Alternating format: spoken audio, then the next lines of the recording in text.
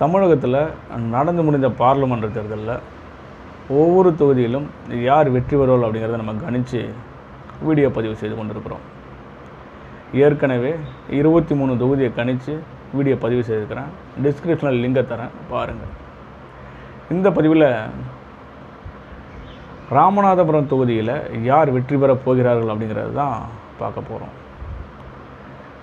இந்த ராமநாதபுரம் தொகுதியை பொறுத்த வரைக்கும் நவாஸ் கனி அவர்கள் இந்திய யூனியன் முஸ்லீம் லீக் கட்சி சார்பிலும், ஜெயபெருமாள் அவர்கள் அதிமுக சார்பிலும், சந்திரபிரபா அவர்கள் நாம் தமிழர் கட்சி சார்பிலும், ஓ பன்னீர்செல்வம் அவர்கள் சுயேட்சையாகவும் போட்டியிடுகிறார்கள்.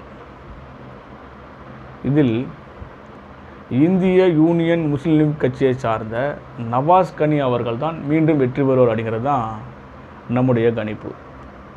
ஜூன் 4ஆம் தேதி முடிவு.